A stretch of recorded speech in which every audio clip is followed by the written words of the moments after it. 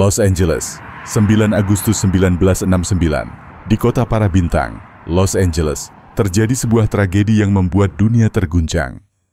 Seorang aktris cantik yang sedang hamil 8 bulan ditemukan tewas bersama teman-temannya di rumah mewahnya di Cielo Drive, Los Angeles. Siapa yang bisa tega melakukan itu? Dan mengapa?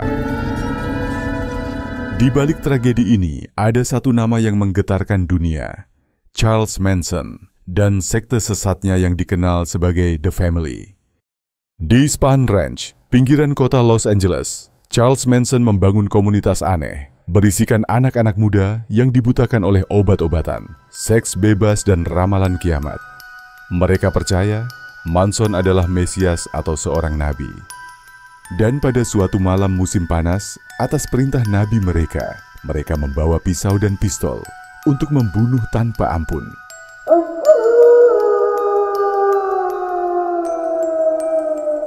Sharon Tate adalah bintang muda Hollywood. Cantik, bersinar, dan penuh masa depan. Ia menikah dengan sutradara Roman Polanski dan tengah mengandung anak pertama mereka. Malam itu Sharon tidak sendiri. Ia ditemani teman-teman dekatnya, Jay Sebring, Abigail Folger, Wojciech Frykowski, dan remaja bernama Stephen Perrin. Lewat tengah malam, jalanan menuju Cielo Drive diselimuti kabut tipis. Angin malam berembus pelan. Suara serangga dan daun bergesekan di semak-semak, seakan menunjukkan tanda awal dari sesuatu yang tak biasa. Sebuah mobil tua berhenti diam di bawah perbukitan. 4 sosok berpakaian gelap turun satu persatu. Mereka bukan tamu, melainkan adalah pembawa pesan kematian. Mereka adalah 4 anggota sekte sesat: Tex Watson, Susan Atkins, Patricia Krenwinkel, dan Linda Kasabian. Mereka adalah bagian dari The Manson Family, komunitas fanatik yang percaya bahwa pembunuhan adalah awal dari kiamat rasial yang diramalkan pemimpinnya, Charles Manson. Tanpa suara, mereka berjalan menyusuri jalur setapak, menghindari pintu depan. Mereka tahu letak rumah, mereka tahu siapa penghuninya, dan mereka tahu malam ini tidak ada yang boleh selamat. Setibanya di dekat rumah, kabel telepon dipotong. Dengan itu, Sharon Tate dan teman-temannya benar-benar terputus dari dunia luar. Isolasi yang sempurna untuk rencana berdarah. Namun saat mereka hendak menyelinap lebih dekat, datang sebuah mobil dari dalam properti. Seorang remaja, Stephen Perrin, baru saja mengunjungi rumah tamu di belakang. Ia tak tahu bahwa di luar pagar, ajal sedang menantinya. Dalam hitungan detik, 4 peluru menghentikan langkah hidupnya.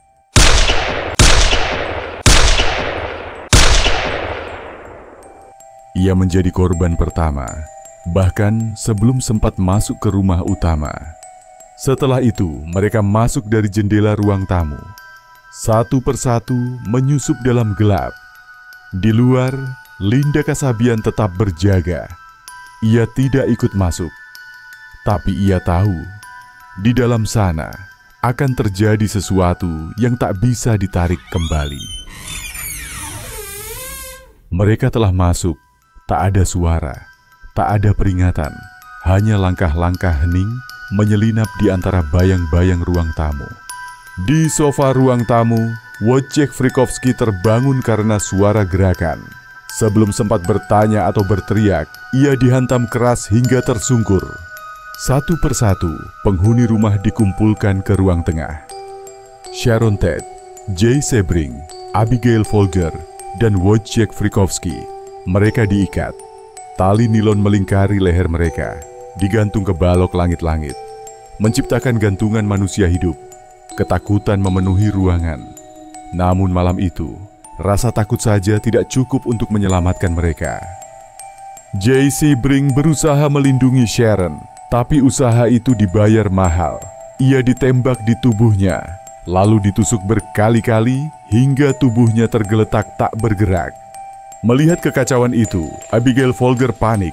Ia berusaha melarikan diri melalui pintu belakang. Namun langkahnya berat oleh ketakutan. Folger berhasil keluar hingga ke halaman. Tapi bayangan hitam menyusulnya di kegelapan. Di bawah langit kelam, ia ditikam 28 kali tanpa ampun. Jeritanya perlahan lenyap di telan malam. Wojciech Frykowski pun berusaha bertahan hidup. Ia berjuang melepas ikatannya, bertarung sekuat tenaga meski tubuhnya penuh luka. Ia hampir berhasil keluar ke teras rumah, namun dihentikan dengan hantaman brutal gagang pistol. Pukulan demi pukulan, lalu tikaman demi tikaman. Hingga akhirnya, 51 luka mengakhiri perjuangan terakhirnya. Lalu tertinggal Sharon Tate, sendirian, terikat, hamil besar, berlutut di tengah ruangan yang sudah berlumuran darah. Ia memohon, bukan untuk dirinya sendiri, tapi untuk bayinya, untuk nyawa yang belum sempat menghirup dunia. Tapi malam itu, belas kasihan sudah mati.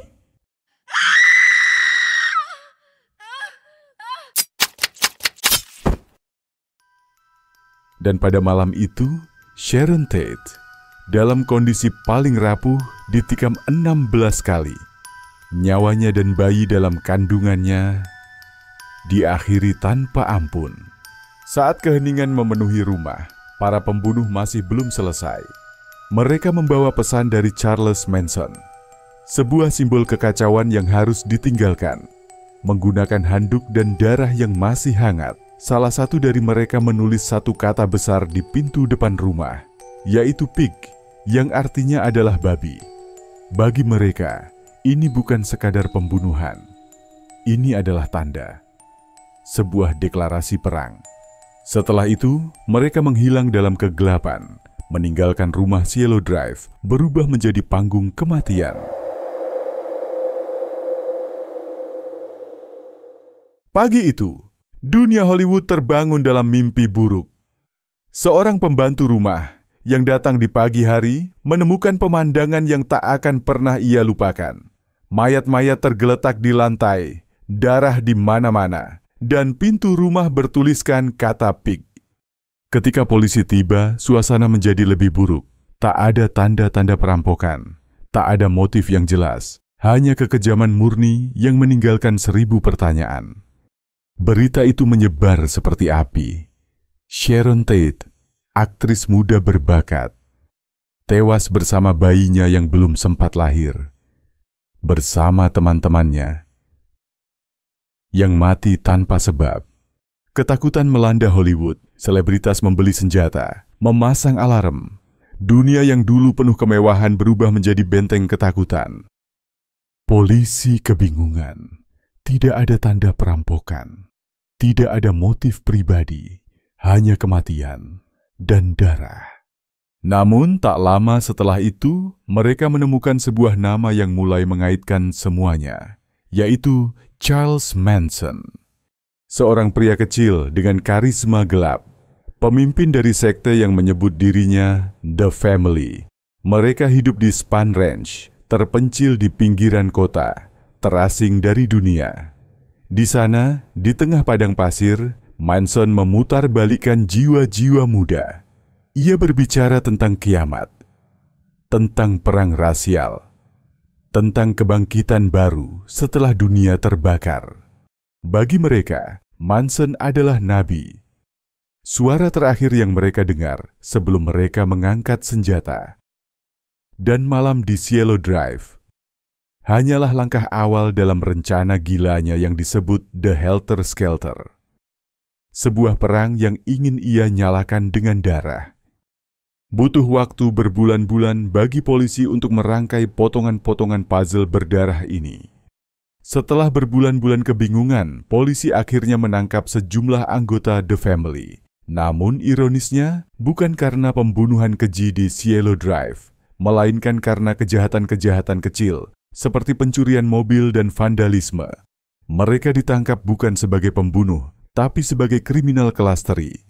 Di dalam tahanan, seorang dari mereka mulai berbicara, mengungkap cerita mengerikan malam di Cielo Drive.